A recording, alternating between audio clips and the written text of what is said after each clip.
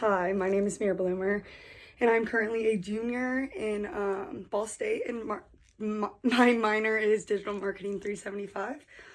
Today we are going to be talking about social media and marketing in the age of attention. So my first slide talks about social media's role in today's society. So basically right now it is huge. It is a huge tool for conversation, marketing, community work, activism, and socialization. As we all know, in our generation, marketing, especially in marketing, social media has basically taken over. You can do anything on it with your companies, with your personal branding, etc. It's shaping news, trends, opinions, workflow, changing completely all of that. For marketing, it is changing everything through brand awareness and customer engagement, making digital marketing the new frontier. So basically, marketing isn't just marketing anymore. It has a huge part to it, which is digital marketing, which is why this is a minor. And it's basically using social media and using it as an advantage rather than a disadvantage. So there's a lot of pros and cons. I'm gonna just go over a few of them. So the first pro is access to information, holding accountability, more voices are reached, and fast engagement rates. So basically, if the pros to social media marketing and just social media in general is you can really gain a huge audience really, really fast. You can educate people on certain stuff because basically everyone's on social media and it's a huge, huge audience to reach. So there's some cons though.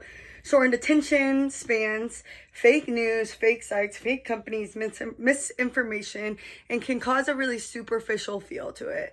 Social media, I mean, we all see content creators and they're doing all these crazy extravagant stuff like Tarte, like the marketing they do in Tarte, and Tarte is basically sending all these collaborators, content creators to a big kind of like a villa vacation-y thing, giving them a ton of free stuff, and sometimes that can seem really superficial to an audience. So the biggest thing for digital marketing is making sure you have that transparency awareness over your audience and what they need and what they expect.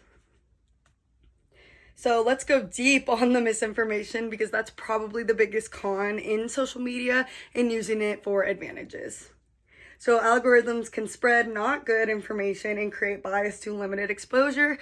So basically your algorithm is when you're swiping on TikTok, Instagram, Facebook, etc., YouTube, it kind of creates a video cycle for you to watch of certain things that you've liked that they know you like, so they're going to send you something similar to that.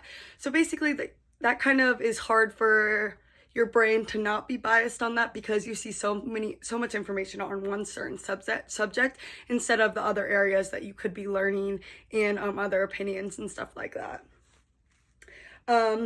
Like a non-trusting public in politics through social media, the spread of misinformation has gone so fast.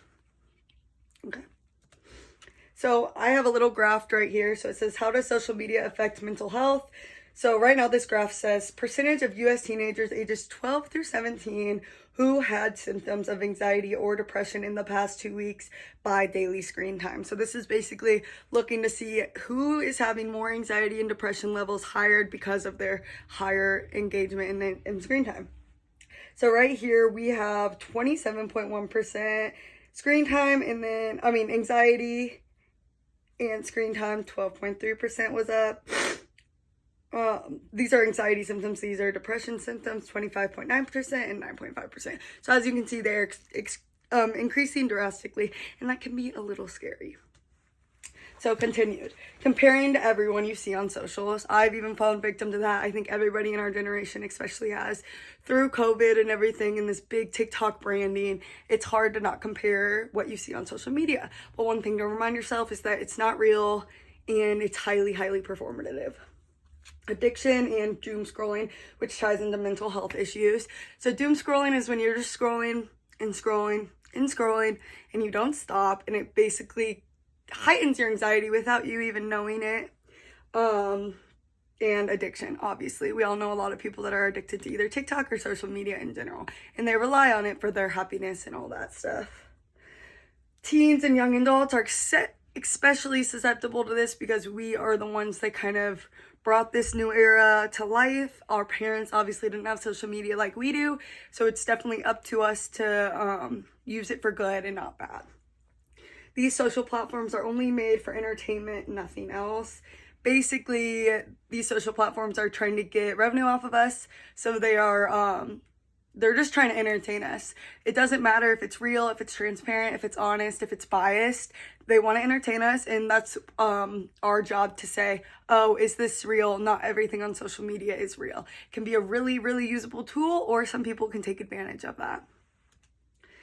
So how should marketers respond? Which is us digital marketers. So how should we respond? You know, like, how are we going to use this in our future in certain jobs that we will be having?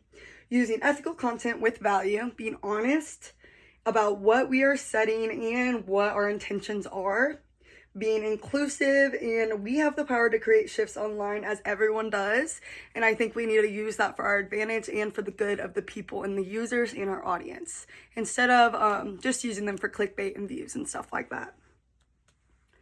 Perspective shift. So basically at the beginning of this course, I saw social media as entertainment and not much more.